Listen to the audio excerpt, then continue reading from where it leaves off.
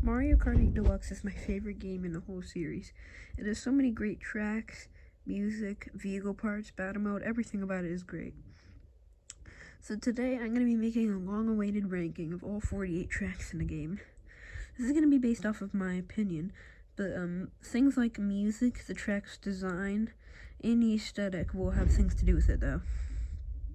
And if it's a retro track, it depends on how it changes. So let's start. Oh, and by the way, I will be putting this video into 2 parts, in case it doesn't, go over the runtime. 48, SNES, Donut Plains 3. This is a pretty simple track. It doesn't really have anything noteworthy of it. It's just a pretty flat, track from the Super Nintendo, so of course it's going to be low on the list. But it did see some improvements here, and it's a lot less infuriating in my opinion. 47, Excite Bike Arena. I don't really understand why people love this track so much. Sure, doing the tricks is fun, but there's only 2 turns, and I always found it to be a bit boring. Number 46, SNES Rainbow Road. The original track was pretty hard, but here it's a lot more fair and fun. Of course, the lights and music and everything that made the original tracks a great return but it's still pretty flat. 45, GCN Dry Desert. This is not my favorite desert track in the series. It's pretty bland, and the piranha plant isn't in the quicksand pit anymore, but there is an oasis, which makes the track a bit more lively. 44, GBA Mario Circuit. The most noteworthy change about the track is the fact that it just gets, one part of it is just lifted up by Ultra Hands, a toy Nintendo sold in the 1960s. But once you play the track enough, you just start to forget that it's there. Nothing really stands out about it. 43, Bone Dry Dunes. Again, a pretty simple track. It's just a desert track, but I feel like the cave part could have been better. And it's not as great as my favorite desert track, Dry Ruins. But the music's pretty nice, I guess. Number 42, N64 Toad's Turnpike. So the original track didn't have the anti-gravity walls or the gliders, but this one does, and it makes it better. But there isn't really anything noteworthy to say. Number 41, Ice Outpost. This is not my favorite ice track in this game or the series. There's a lot of better ones. But the idea of having 2 different parts of the track, the yellow and the green part, that's a pretty cool idea, but it's still pretty bland. 40, Mario Circuit. It's just your average Mario Circuit, but it was on the original Mario Kart 8 for Wii U's box art, so that was pretty cool, I guess. And it's also upside down, and it's a Mobius strip, so it's pretty cool, but it's nothing too great. It's a pretty good Mario Circuit for what it is, though. Number 39, Wild Woods. So apparently this is based off of Maple Treeway with all the tree trunks and wooden platforms, and there's this whole cool Shy Guy Village and downhill water section. So that's nice, but nothing really noteworthy here. 38, Hyrule Circuit.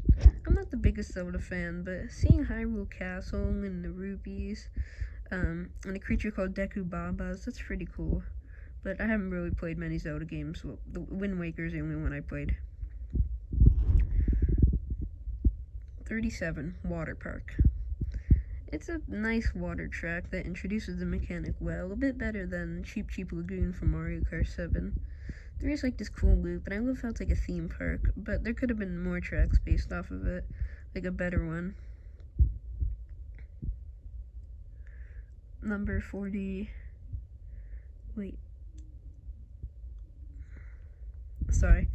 Number 36, Mario Kart Stadium.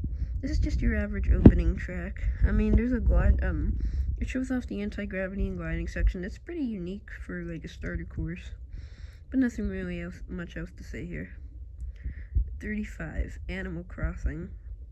Again, another track that I'd probably like more if I was into the series, but it's still good for what it is. I mean, I really like the idea of having it switch between spring, summer, autumn, and winter. That's a pretty cool mechanic, and it gives some replayability to the track. 34, Sweet Canyon. This is a pretty colorful course, but it isn't my favorite food course in the game, but at least it's better than, say, Choco Mountain. I also really like the huge cake, and all the maple syrup. Number 32 is GCN Sherbertland. This is a huge improvement over the original because instead of just falling to your death when you go into the cracks in the lake, instead you can drive in an underwater section with jellyfish and just a cool underwater section, some coral, and it's pretty cool. It reminds me of Cosmic Cove Galaxy from Mario Galaxy 2. So it's pretty good. 42, Toad Harbor. This track would be a lot 32, Toad Harbor. This track would be a lot higher, but I played it too much online. But it's a pretty cool San Francisco reference, and I like how many different paths there are on this track, like the boat, the ending, like where the monorail cart goes, and the jump, and the walls. It's all pretty cool. Number 31, GBA Cheeseland. One of the two GBA tracks that had a much needed remake that was like really good. Instead of mice, here we just have chain jumps and gliding sections and holes in the cheese which you can trick off of, which is pretty cool. And the remix sounds pretty cool and is a bit faithful to the original, which I do like.